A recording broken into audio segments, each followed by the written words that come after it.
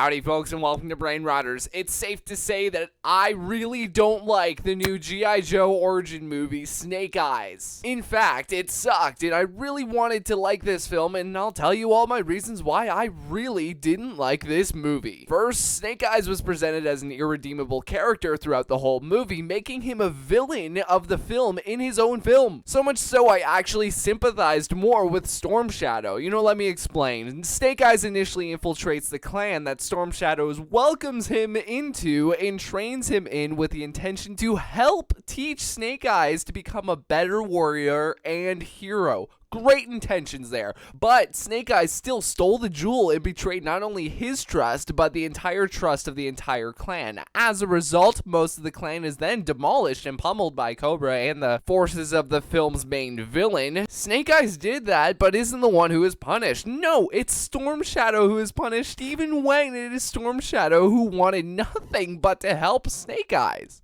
What makes it even worse is that before all of this, during Snake Eyes' time in the clan, Snake Eyes tells Keiko that he would really like to put in the work to become a part of the family and part of the clan, but nope, he's still driven throughout the whole film out of revenge for the death of his father. Not once did Snake Eyes do the right thing in this film. Even when Storm Shadow is kicked out of the clan, Snake Eyes doesn't even accept responsibility for everything. He doesn't even try to get Storm Shadow to stay, even though in the second act of the film, he calls Storm Shadow a brother, or maybe that was just another lie, which still proves my point that Snake Eyes was always an irredeemable character throughout this whole film, making him more antagonistic than all the rest. Since they took this direction with Snake Eyes, it actually made the audience sympathize more with Storm Shadow, making Storm Shadow the collateral damage, the hero caught in the crossfire, the bad end of the stick of Snake Eyes' betrayal, making this a Storm Shadow Cobra Origins movie instead, which the entire film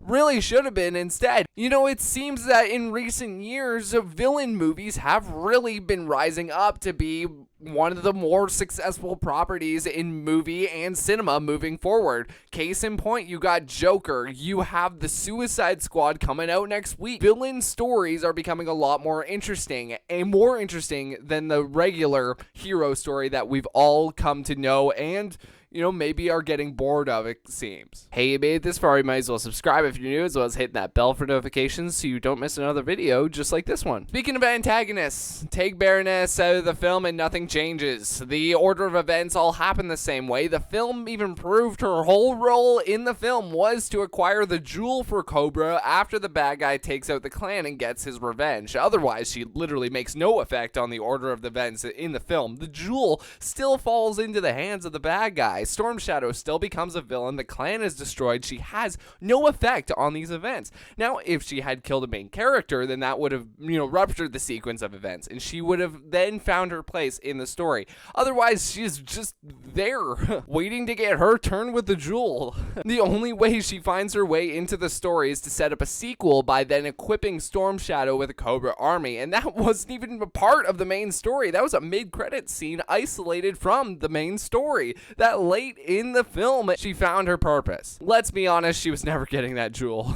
Speaking of the jewel, it was just kind of thrown in there as a plot device much later on. I would have understood its significance in the film had they had written its existence into the first act of the film rather than the second act going into the third act. They should have explained that Snake Eyes was really there to steal the jewel, not just infiltrate. Because again, we only learn of the jewel existing later on in the film, going into our third act of the movie. We don't even understand the jewel's importance to the 600-year history of the clan that it belongs to. There's no origin given for itself, no explanation, thus just being a random plot device. I mean, even the bad guy doesn't use the jewel on the main characters when he should have just freaking incinerated the team when he had the chance. They were literally all standing right in front of him. He had a good chunk of time to just obliterate them without moving a pinky, but nope, the movies exercise the plot armor of our main characters. Speaking of main characters, Snake Eyes as a character really wasn't adapted well at all. Snake Eyes has always been a mute, but in this movie, he never shuts up. He was a quick-witted, charismatic, and I don't get it. He didn't even get his throat slashed to set him up to be a mute like he's always been. Not only that, but come on, the fact that he wears his accurate and iconic ninja costume only at the end of the film sucks a lot. We don't even get to see him fight in the suit in the movie. I mean, through all the posters of the film and marketing, he is wearing his iconic suit, but he doesn't wear aware at all until the final 10 seconds of the film. It was the biggest disappointment of the film that I went to see a Snake Eyes film